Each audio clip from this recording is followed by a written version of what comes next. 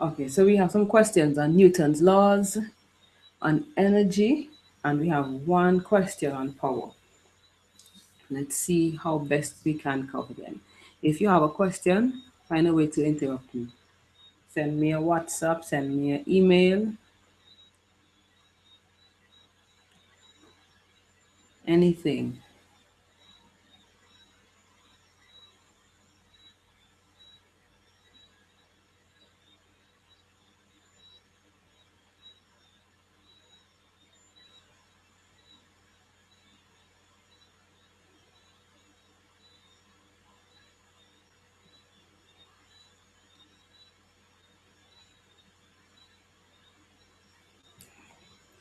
Okay, so here we go.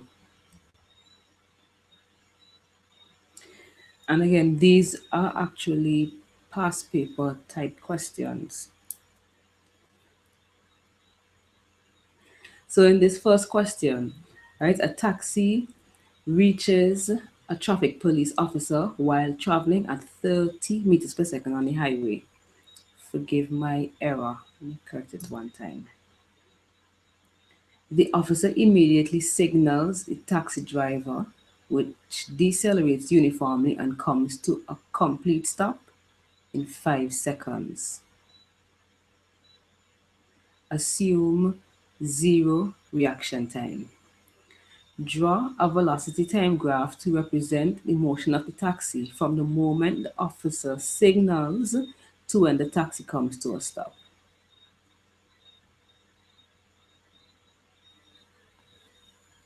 Okay, I'm going to just do a quick graph.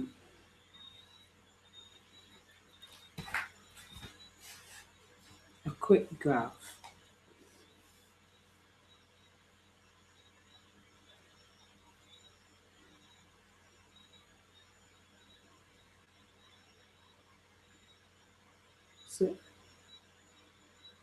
if we make the y-axis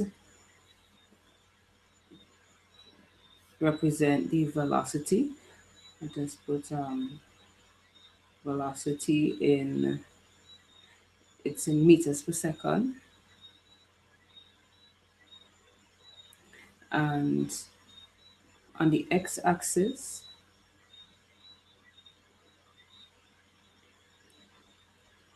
would be time. Time measured in seconds.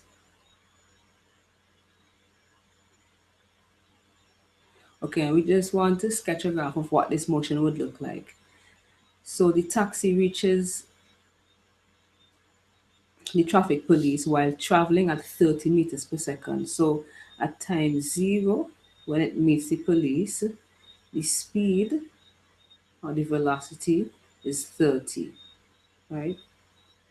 So it was traveling at 30 meters per second, and then the the police officer, indicated that he must stop. So he, at the same time, decelerates uniformly and comes to a stop in 5 seconds. So you would have uniform deceleration. Let me do this is just for 2 marks. So you can see it's a kind of simple question. Uniform. So it would be a straight line because the deceleration is uniform.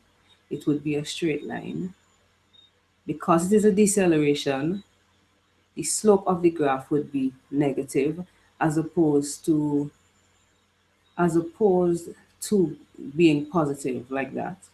But let me just erase that because this is not what we want.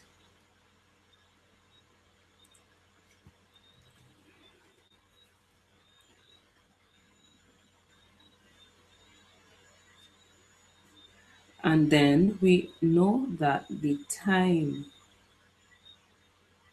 that it took to stop is 5 seconds. So that position there is 5 seconds.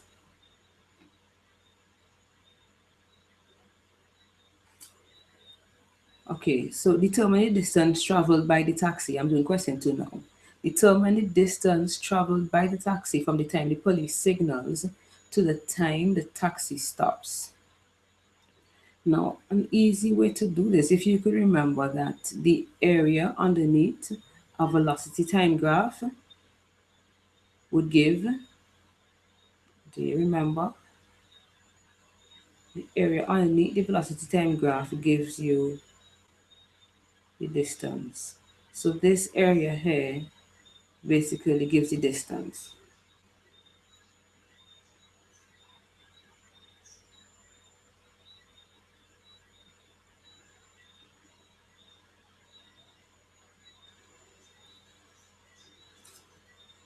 So we can write that the area, I can maybe just say area on the graph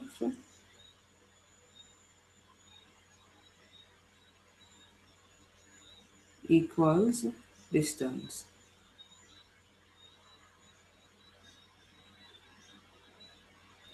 And that shape is a triangle, so area of the triangle is half base by height. So that's half times base times height.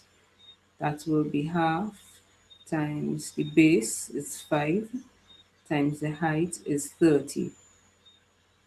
So that's basically 15 times 5. We're going to get out the calculator. I'm just going to put the calculator on the screen.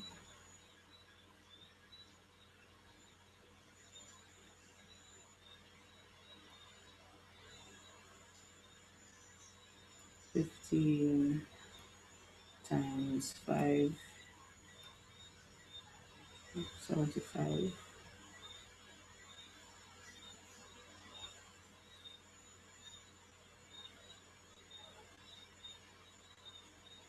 So that's 75 meters because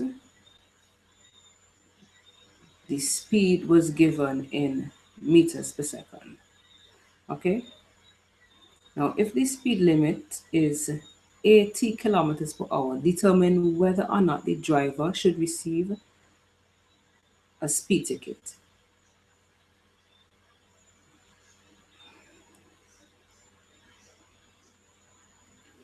If you could remember how to convert,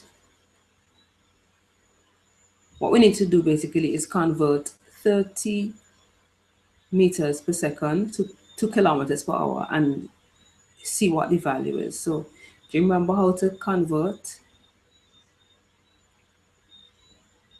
meters per second to kilometers per hour?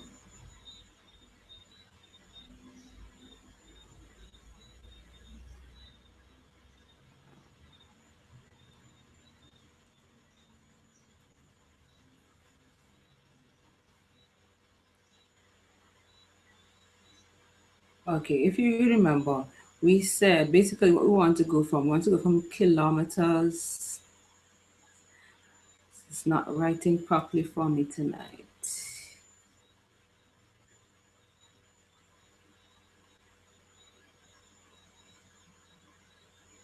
We want to go from kilometers per hour to meters per second.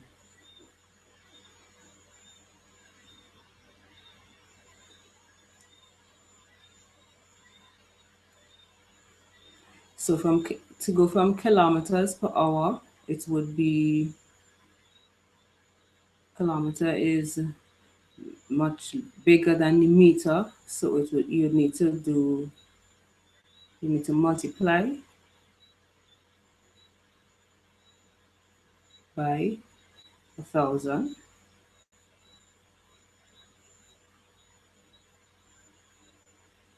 Okay, I'm getting trouble with my pen tonight. Divided by 60 by 60.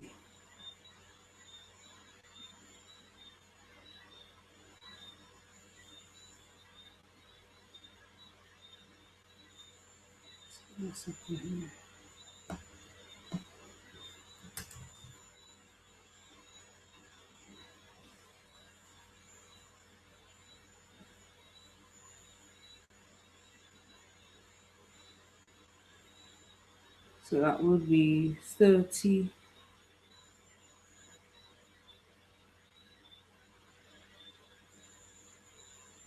Oh, my pen giving me trouble.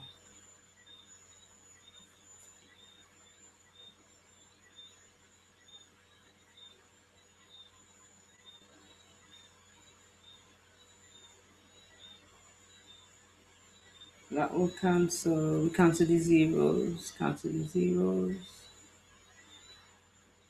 That's 300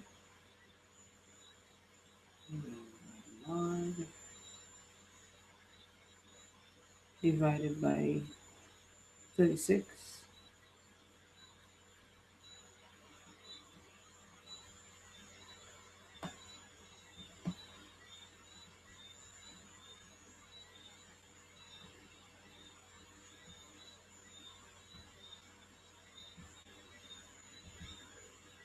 300 divided by 36.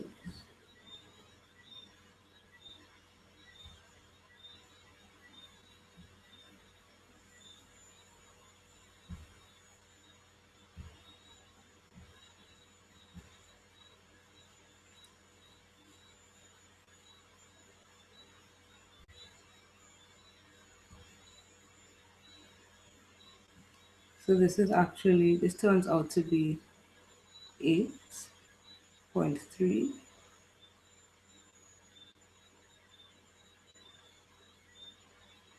kilometers per hour.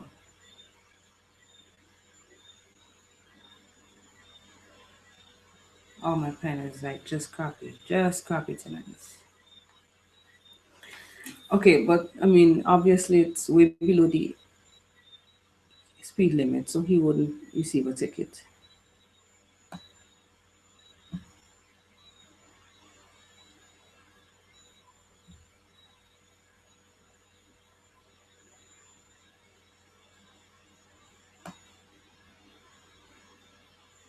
Okay, question 2.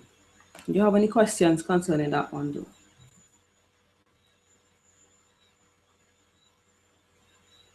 Hi, Adrian. I see you just. I just saw your message. I should put it like that.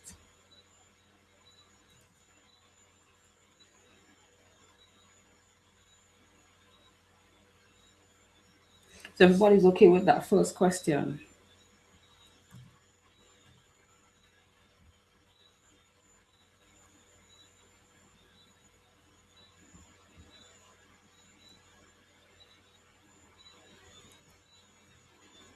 Okay, let's move on.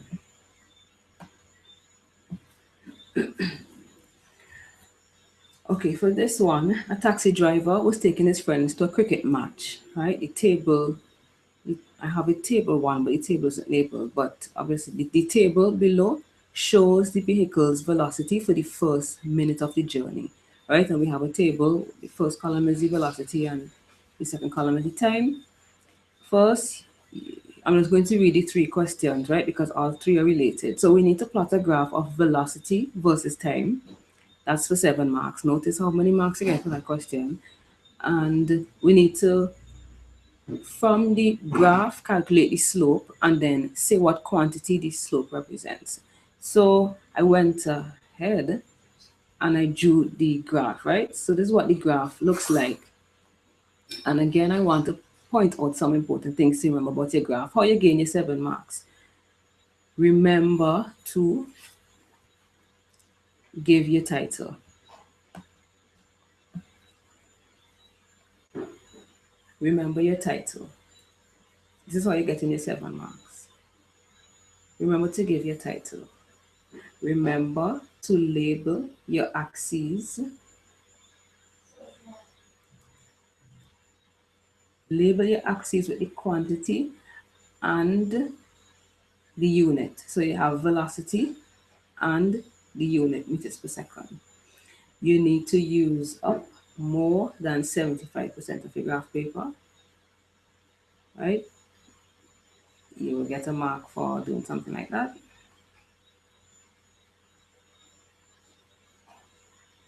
Remember to give your scale.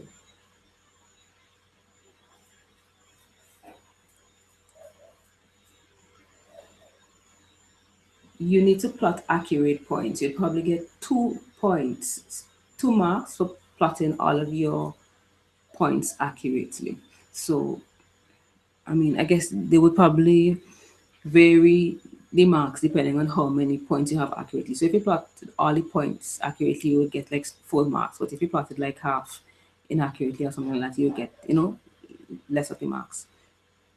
And then you need to draw the best fit straight line. And if you remember the story with the best fit straight line, it is that the line goes through as many points as possible. And if you have straight points, let's say if you have more than one straight points, they must sort of straddle the line. So one, if they are straight points, right? Try to let them be like on this side and on this side, but not too far from the line. Okay. So if you notice carefully for my graph, I think I only have one point, which is this point here, that's not on the line. So it's a kind of really good graph with just one point barely outside the graph. So remember that. Did I miss anything?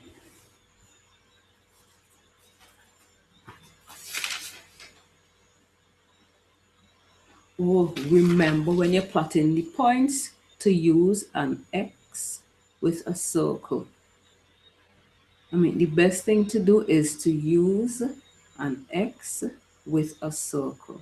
I've seen a report from CXC saying that people plotted their points using just that and, forgot to circle it. Try your best to use an X. This is like a double security because they accept X's.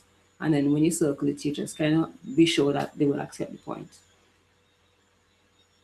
Okay, I think that's all the points I wanted to stress about the graph. So remember to take your time and plot your graph. And you also should probably look at these values when the class is over, when the session is over, and try to plot the graph because practicing plotting the graph is also important and it would help you to save time if you're used to plotting graphs as well.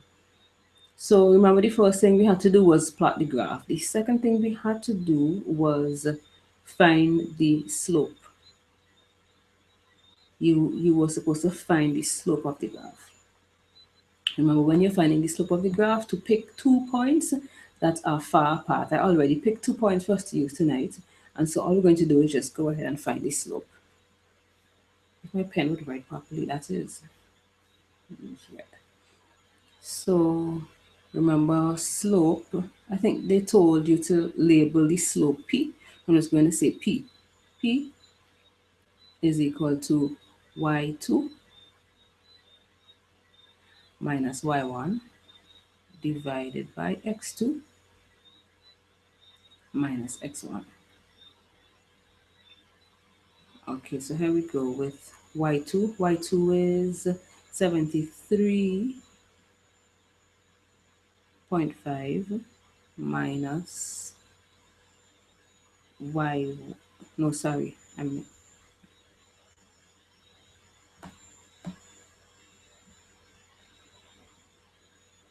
xy. No, I had it correct. It was correct. So it's 70. Okay, this is x and that's y. So 73.5 minus 2.5 divided by 64.0 minus 0.2. I want this ruler out of my way.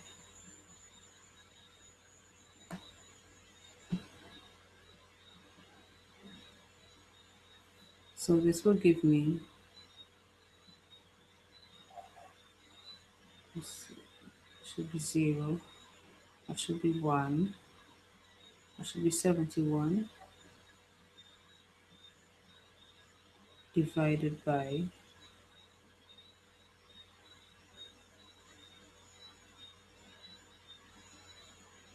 63.8. Okay, and I'm going to put in the units. So on the y-axis, we have meters per second. And on the x-axis, we have time, which is seconds. Right? I'm just going to use the calculator and just find out what this value is. You just bear with me a little bit. So it is 71 divided by 63.8. Okay, so 1.11, and my unit is meters. I mean, based on the units that I have there, my units are meters per second squared.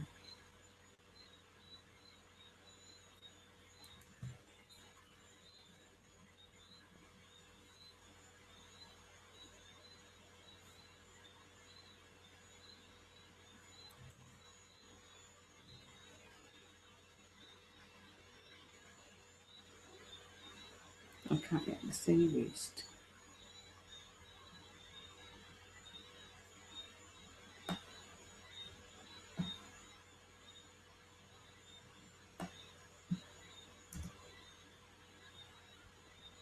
Okay, I want to clean up my two.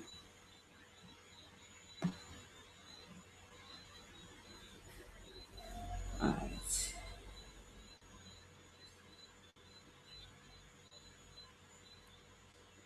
Okay, and the last question for this section was what value or what quantity does this represent? And because you can see it is meters per second squared, and also because you know that the gradient of a velocity time graph gives you acceleration, you can just say that this is the acceleration, right? So this is acceleration. I wouldn't bother to write out the whole thing because it can give me trouble. Okay, so that was the acceleration. Everybody is okay with that?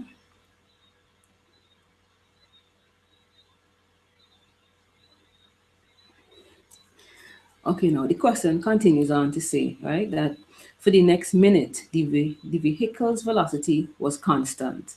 Then, for the final minute, the vehicle decelerated uniformly to a stop on reaching the stadium. They wanted to continue the velocity time graph to show this information and use the graph to determine the total distance traveled. So let me zoom the graph in just a little bit. That might do. We want to continue this graph to show the motion. What did they say happened? They said that the the vehicle's velocity was constant for a minute. So to draw that, let me use the ruler. Oh no, I just use a line. From the last point that we plotted, right? Because the points that we plotted were for the first minute of the journey that we were interested in. So for the first minute, at the end of the first minute, this is the last plot. To continue it now, from this point, for another minute, the car had constant velocity. So a minute is 60 seconds, so for further 60 seconds. So 60 plus 60 is 120. I need to continue this until it gets to the 120 mark on the x-axis. Right? So for the next minute, which is the next 60 seconds, so that's from this point to the next, to the 120-second mark, I will have a straight line. And then for the last minute, I think what they said was that it decelerated uniformly. Was it that? Let me just make sure. Then for the final minute, the vehicle decelerated uniformly to a stop. Okay, so from this point for another 60 seconds, so that's 60 plus 120 would take us down to 180. So that's what the graph would look like. And then the question now is to use the graph to find the total distance covered. And again, because the total distance covered can be found by finding the area under the graph, we can just do that. So the area under here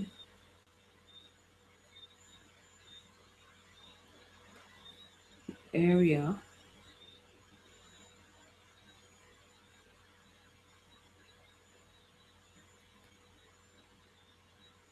gives distance.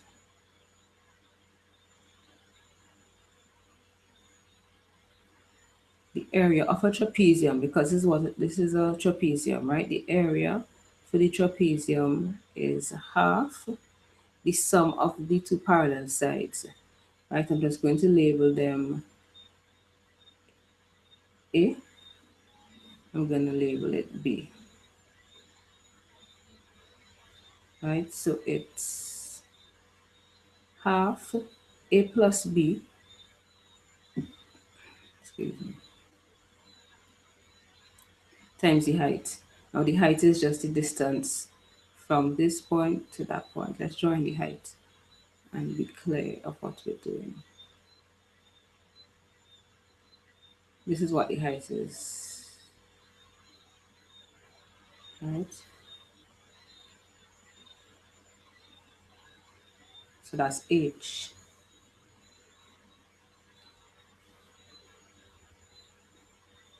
So let's see if we can get these values. So that's half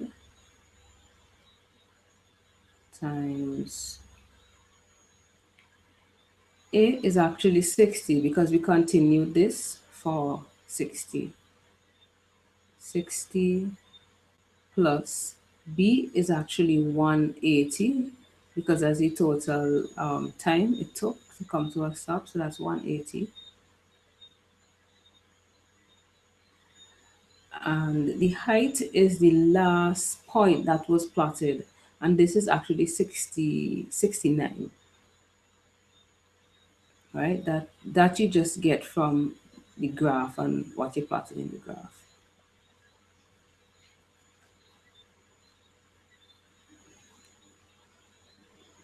So that's half plus 60 plus 180 times 169. Okay, after we do the multiplication, we get that this is equal to 8,280.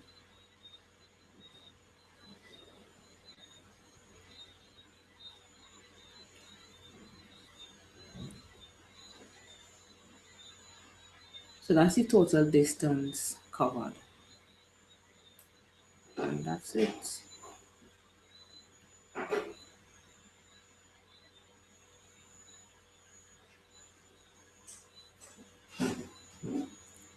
Any questions, you could just let me know.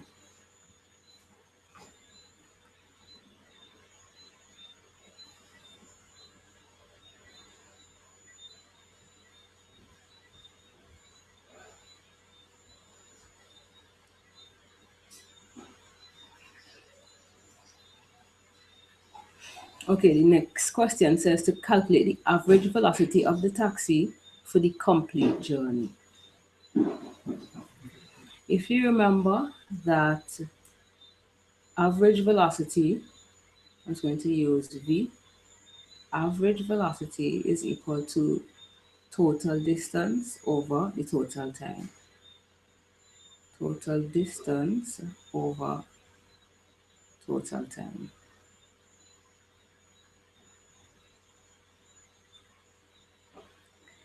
The total distance was what we got in the previous question, which was 8,280 meters. And then the time was 180 seconds. right? Because this time here is in seconds and this distance here is in meters. When you do that division, you get 46 meters per second. So that's our average velocity, right? And then they ask if the total mass of the loaded taxi is 1,500 kilograms, determine the momentum of the vehicle when it is traveling at constant velocity. So if you remember, momentum is, I'm going to use the symbol P for momentum. P is equal to M times V, where M is the mass and V is the velocity.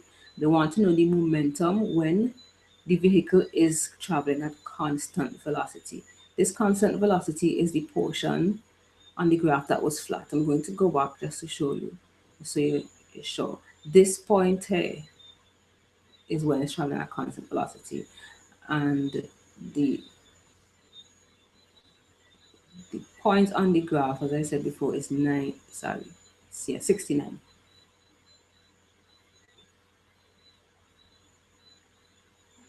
69 meters per second. So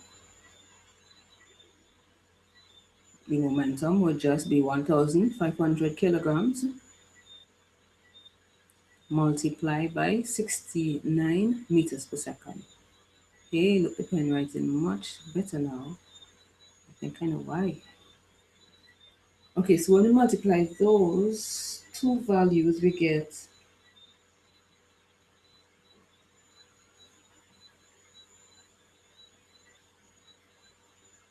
let me give you the exact number, right? We get 103,500, right? This is actually a comma here. Kilograms, meters per second.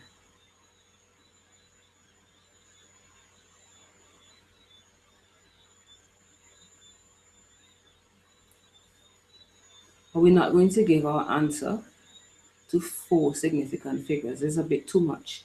It's a bit of a stretch. So we can write this initially, right? And then we can write 1.0 times 10 to the power, that's 1, 2, 3, 4, 5. So that's 1.0 by 10 to the 5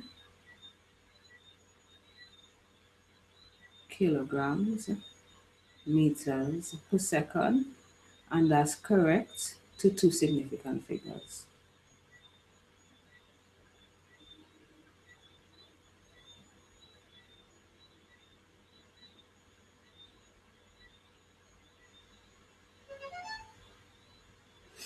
Okay, any questions?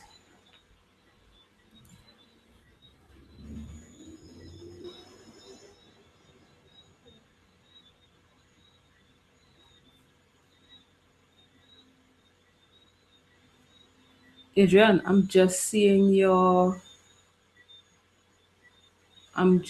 what you mentioned. I will go back to that question, okay?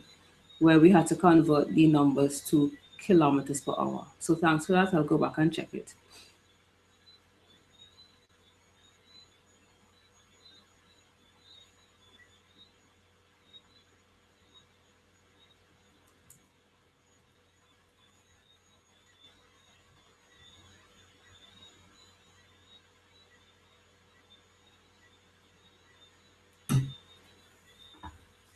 Okay, the first part of this question is theory, so not much to work out. So we'll nevertheless just still go through the theory, right? So the first question is just state the principle of the conservation of energy. And I have these typed out. So I'm just going to cut and paste and just make it easier.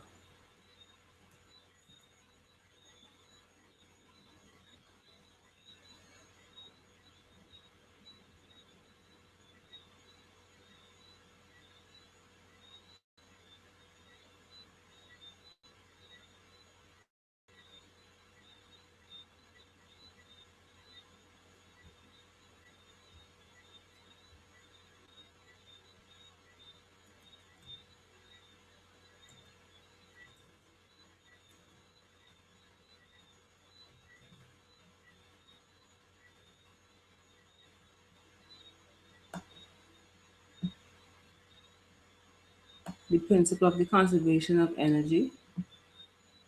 I'm sure you guys remember. Energy can neither be created nor destroyed, but can be transformed from one form to another.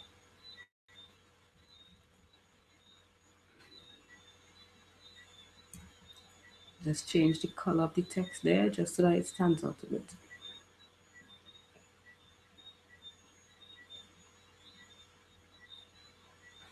Okay, define the term potential energy. I'm sure you guys remember. Potential energy is the energy that a body has due to its state or position.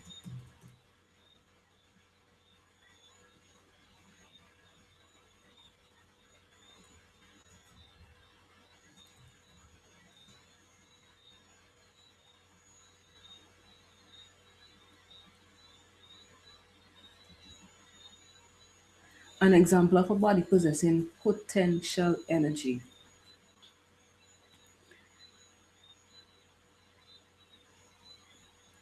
Because it said potential energy, you can give any situation where an object has like stored potential energy. So you can talk about gravitational potential energy.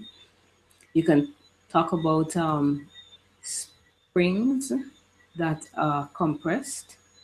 You can talk about rubber bands that are stretched because all of them have potential energy because of their state. So I'm just going to put all of them inside there and you can just pick one, right? Because you only really need one.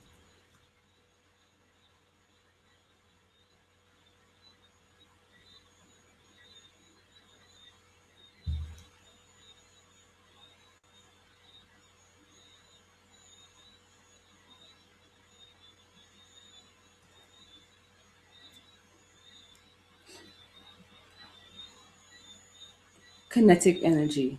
Define kinetic energy. Remember the definition for kinetic energy? You can think about it, or you can look back in some notes that you have somewhere. The kinetic energy is the energy that a body has because of its state of motion. So once it's in motion, the body has kinetic energy. And one example of a body possessing kinetic energy. So once a body is moving, anything that you can think about, once an object is moving, it has kinetic energy. So let's see, some good examples of those would be like a ball rolling down a hill, excuse me, excuse, or a car in motion, an athlete that's running.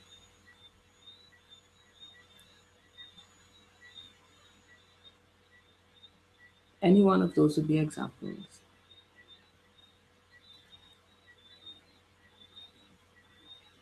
Okay, the next question says, what do we have here?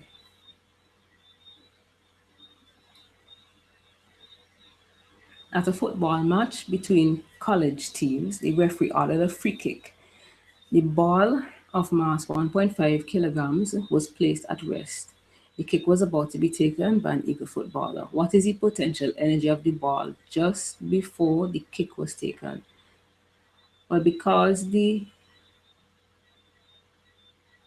ball, you take a free kick from the ground, right? You don't put the ball up in the air to take a free kick. So because the um, distance between the ball and the ground is zero, basically the potential energy is zero. I can write out the equation just so you can see. Um, EP, potential energy is mgh, right? And because this is zero, that's equal to zero. Let me just rewrite that. H is zero. And since H is zero, it means the potential energy is zero. Okay, so it's only for 1 mark. You don't really have to work out a lot for that one. Now the footballer kicked the ball and it was caught by the opposing goalkeeper 4 meters above the ground. The ball was traveling at 10 meters per second. Calculate the potential energy of the ball just before it was caught. Okay, so the potential energy of the ball just before it was caught. The ball was caught. If I can just do a little diagram. If that's the ground, so that's the playing field. That's like the playing field. I get a straight line tonight. And if the ball is caught at 4 meters above the playing field,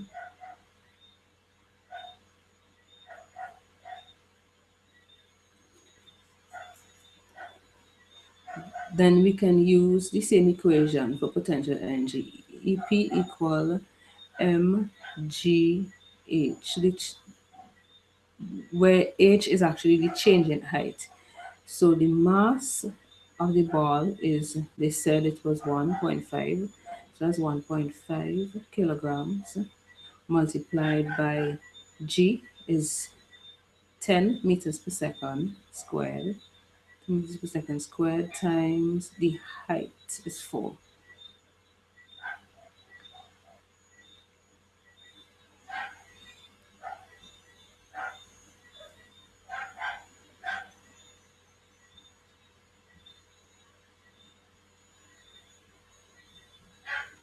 1.5 times 4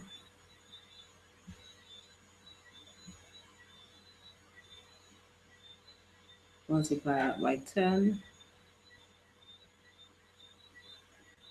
Oh, this thing's slow. That should be 60. If 1.5 times 4 really is 10, sorry, it's 6. It probably is. So 1.5 times 4 is 6 multiplied by 10, so that's 60. So 60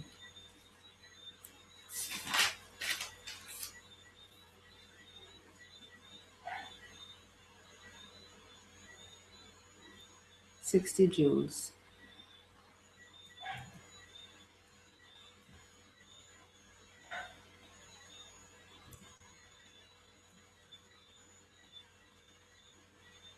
Calculate the kinetic energy of the ball just before it was caught. Now, just before the ball was caught, at 4 meters above the ground, it had a speed of,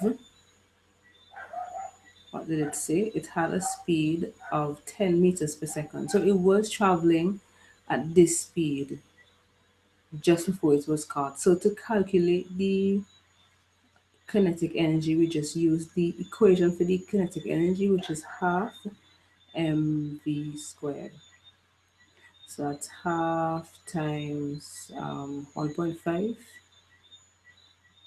1.5 times the speed is 10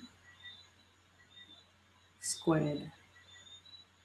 Right, when we multiply all of that, we get 75 joules.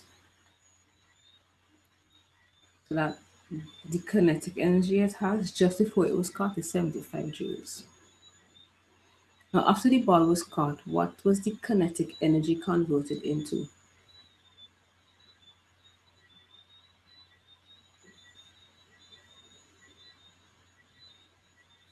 Remember, anytime you have energy being converted from one form to another, you always have energy being lost as heat. So heat is one of them, right? Heat and and if you could imagine the goalkeeper catches the ball, you're going to hear a sound. It would make a sound. So that is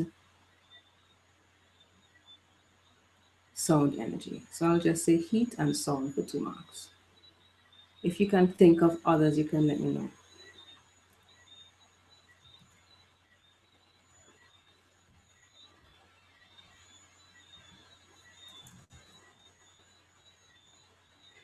We're wrapping up because we only have one more question to do.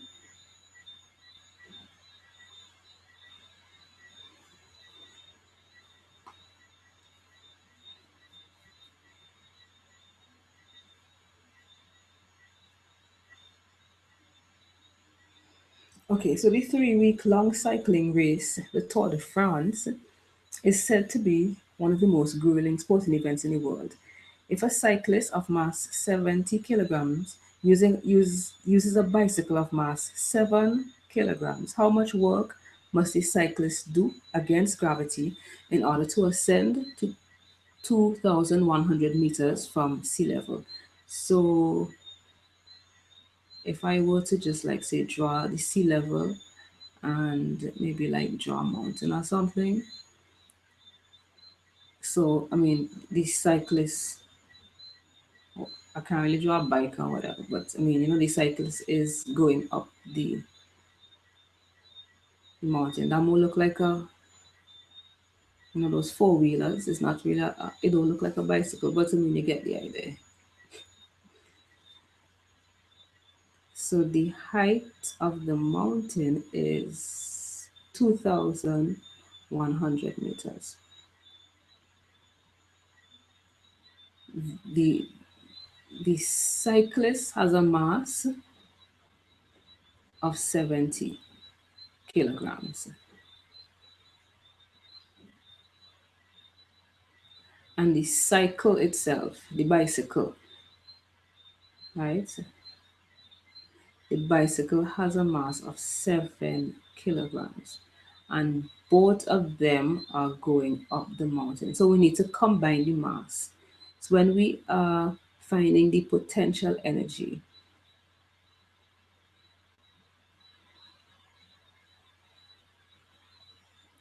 we need to combine both masses. So it would be mgh, right? So I'm going to do m1 plus m2, 1 for the cyclist and 2 for the bicycle. G H. So that's 77 times 10 times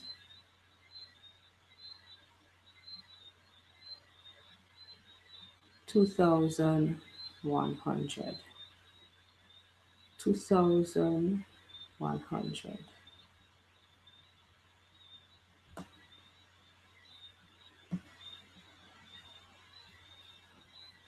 Okay, that gives us, I have the answer on the side right here. So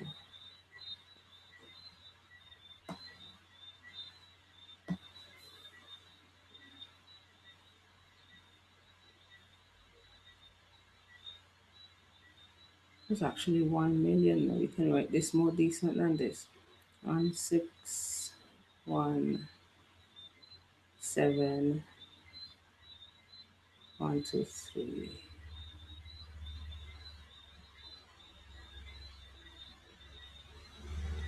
Okay, so I want us to, and joules rather. We can write this like 1.6 times 10 to the last 1, 2, 3, 4, 5, 6. 1.6 by 10 to the 6 joules, right?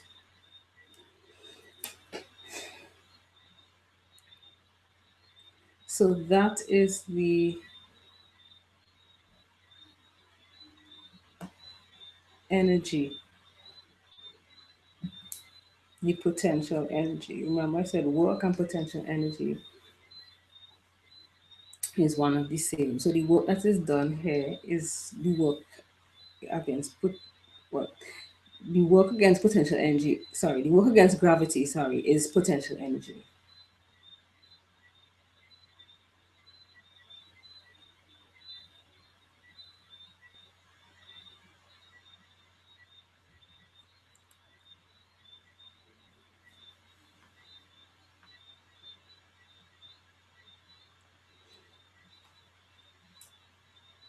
Okay, moving on to the next question. One of the particular descent goes from 2,100 meters to 1,600 meters. Assuming the work done against friction is 90% of the potential energy change of the cyclist and the cycle, what increase in speed in kilometers per hour can a rider attain by the end of the descent. And I have a question here again with the conversion.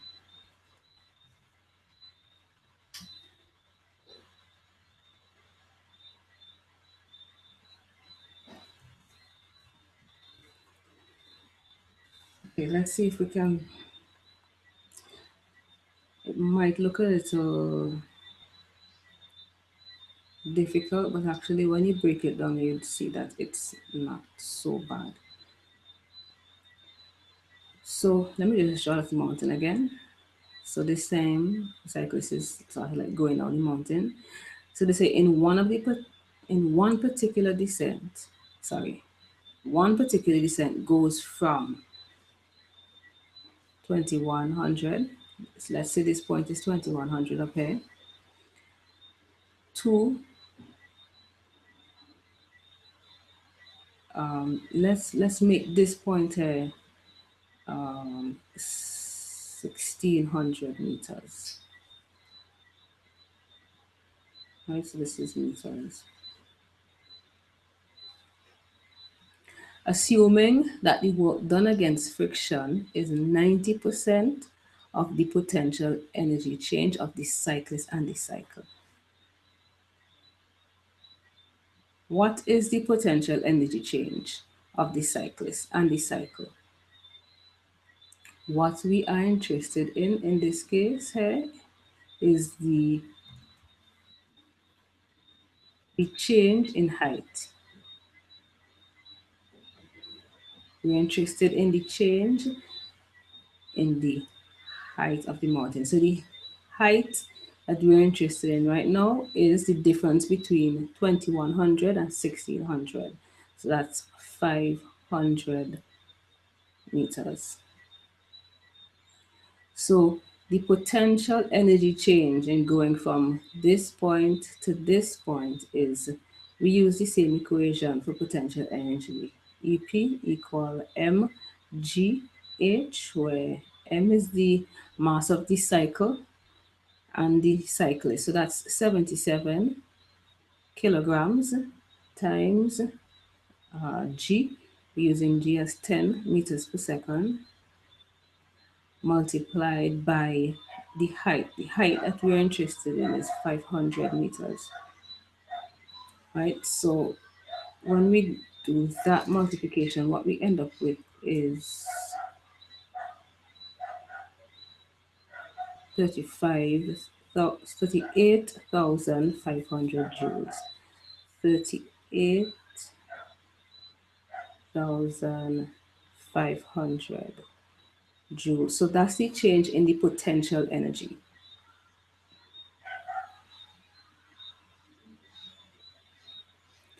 Now, they basically said that 90% of this energy is wasted.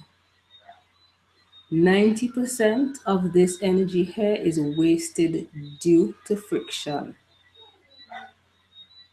What increase in speed can a rider attain by the end of the descent? So that is by the time it gets to this point.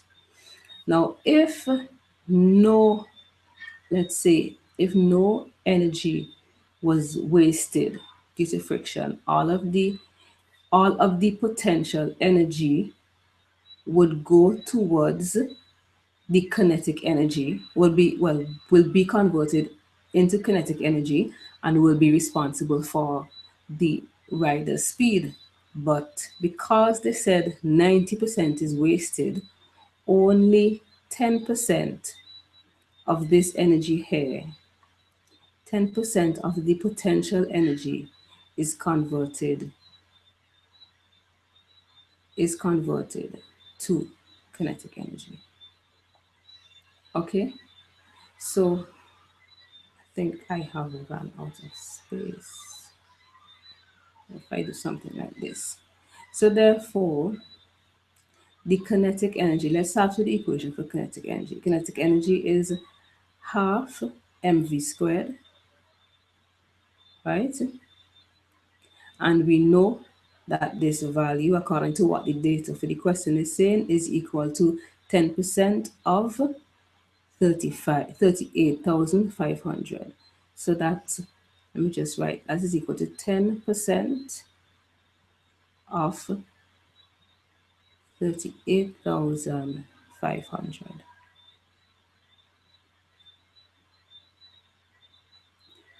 I'm going to make it easy by just finding out what this value is. That will cancel, those two zeros will cancel those two zeros, and we have that half mv squared is equal to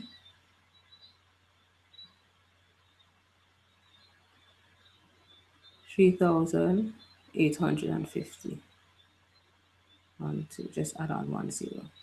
And that's joules. So that is how much kinetic energy the rider will actually gain, because all of the all of the rest, all of the energy, all of the other, the rest of the energy is what I'm trying to say. The rest of the energy is wasted. 90% of the energy is wasted. So now, if we know that this is the amount of kinetic energy gained, we can go ahead and find what the speed is, because we want to know what increase in speed. So here's what we're going to do. We're going to make V the subject, right? So I think I want to do it in steps. So let's just find out what V squared is. So V squared is equal to 3,850 multiplied by 2. We need to bring this 2. We need to get rid of this 2 from under here. So we just multiply this side by 2. And then we divide by mass.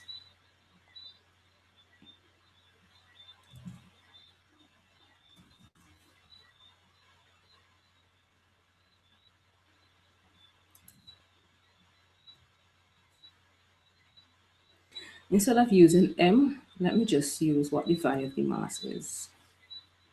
All right, so the mass is actually 77 kilograms. Let's just use that one time. 77 kilograms.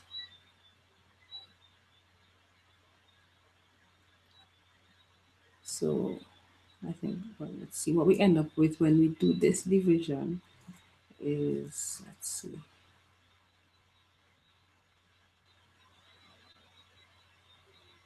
Is it 1,000?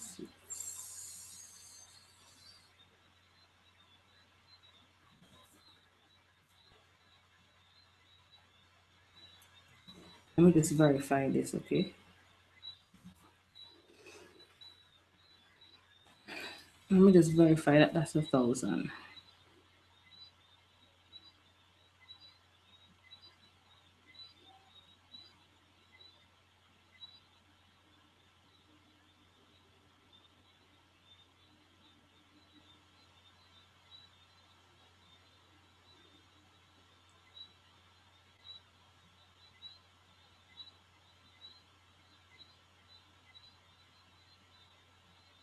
Yes, that's 1,100 divided by.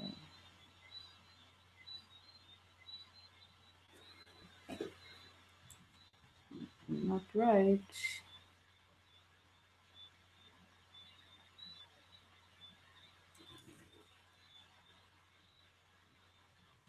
I have a mistake somewhere. Just give me a while. Let me see if I can figure it out.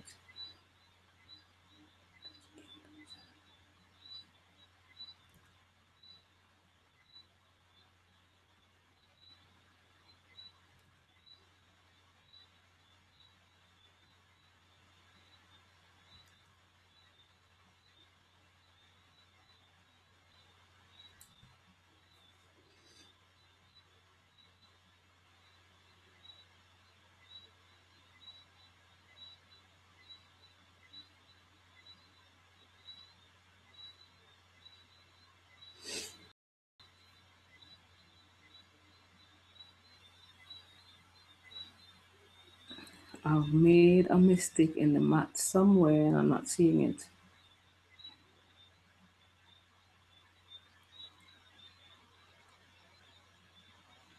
Maybe some of you can help me verify. Just multiply the numbers and make sure that I wrote the right thing.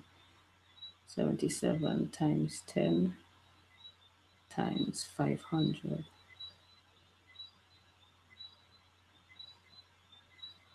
Okay, I think I see my mistake. It's actually 385,000. Alright, so let's do this.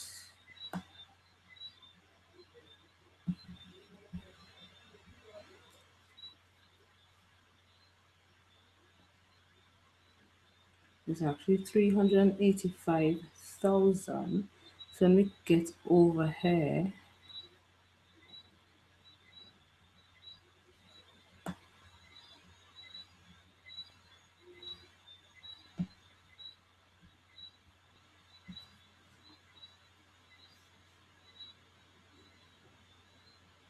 one, two, three, three of those go, two of those go out.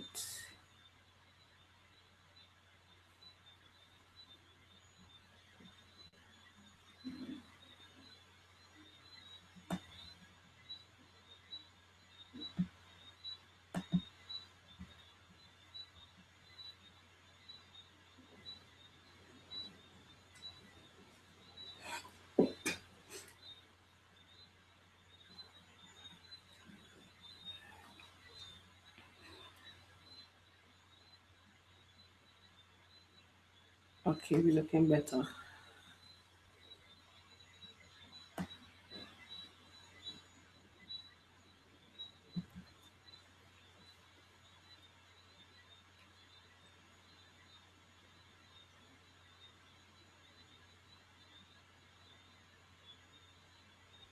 Okay, so I made a mistake in multiplying these numbers.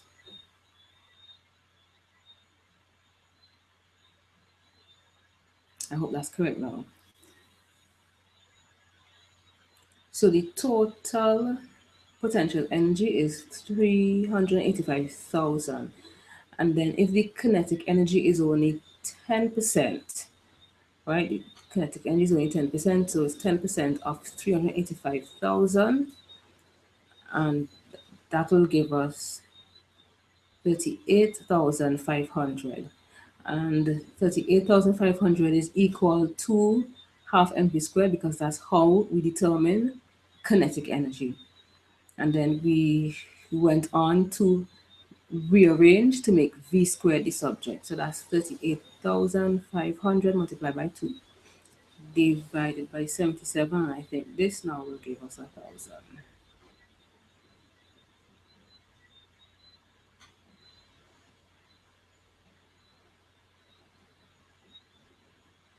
But what we want is v. So v is the root of 1,000.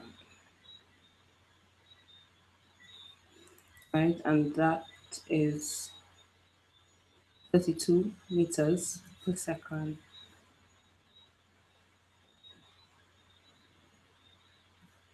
32 meters per second.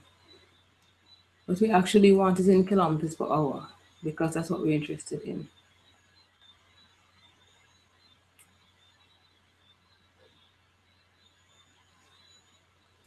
Okay, I see my mistake from the first one. What am I going to do? What I want to do, I'm going to put it on a new page. So what we have is 32 meters per second, and we want to convert it to kilometers per hour. We're going from small to large, so we actually have to multiply this time.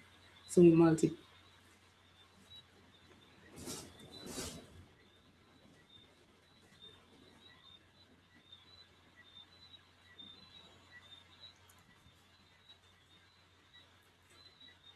32 times 60 by 60 divided by 1,000.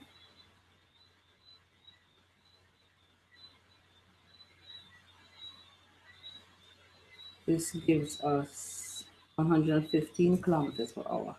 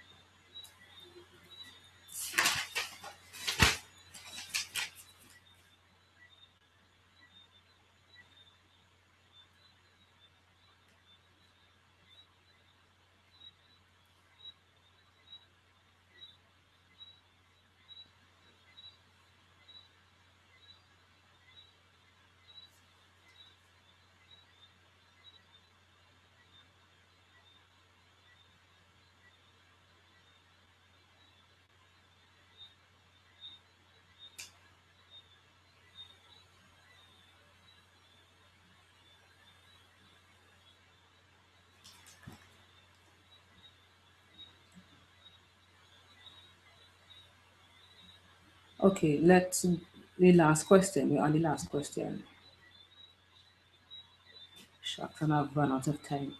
Okay, the last question is what's the average rate of energy conversion of the cyclist and the cycle if the descent in part two takes 1 minute at constant speed?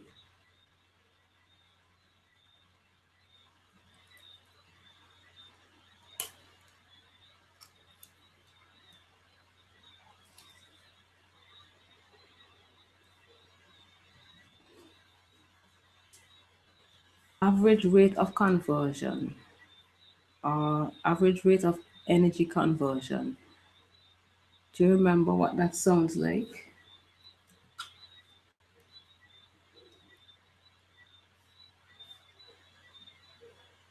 Power is energy divided by time. This is exactly what they're asking you to find. The rate of energy conversion. Rate is anything divided by time. So we're actually dividing energy by time. So what we're trying to find is the power. So now if the average rate of energy conversion of the cyclist and the cycle in the descent in part two takes 1 minute, means the time is 60 seconds and how much energy was converted. If we go back to the question, how much energy was converted, how much kinetic energy was converted, it was, look at here, 38,500.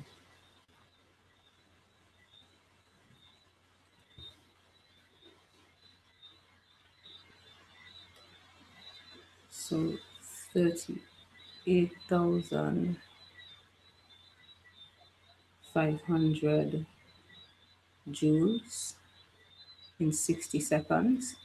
And if we divide that, we get 641 joules per second. 641 joules per second. All right, and we can leave our answer like that because they asked us for average rate of energy conversion. But I mean, I'm sure if you put 641 watts, it wouldn't be a problem at all. Let's see, does anybody have any questions?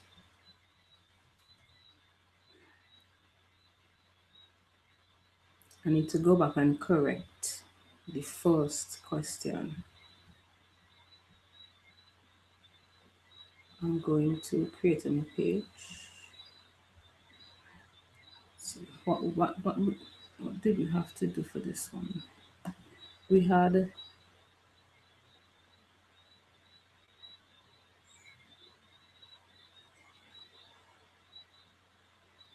30 meters per second, was it that? Okay, let me see if I can correct this. It's 30 meters per second.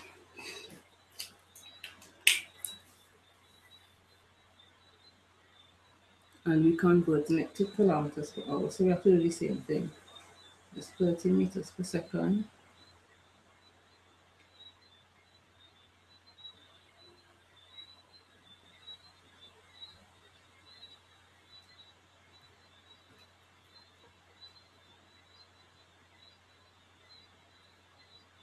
I'm correcting the first part.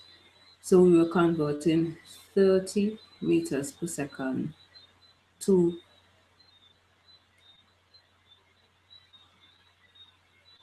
kilometers per hour. So that 30 multiply by 60 times 60 divided by 1,000.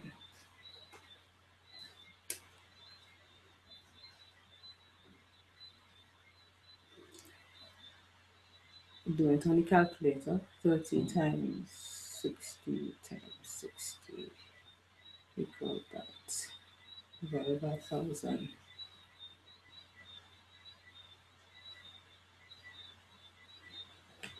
So this gives us 108 kilometers per hour.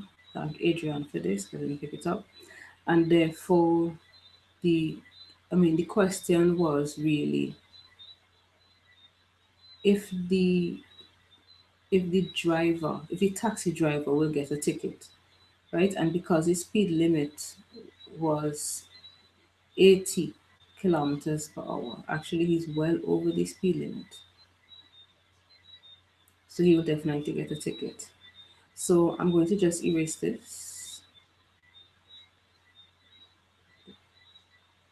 I had this thing all mixed up.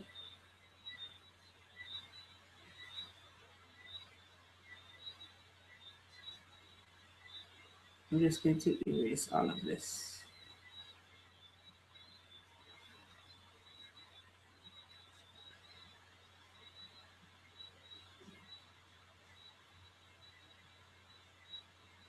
All right, so this will be the correct answer for that question. So he will get a speeding ticket. Okay, we kind of went over by plenty. I don't know if anybody has questions.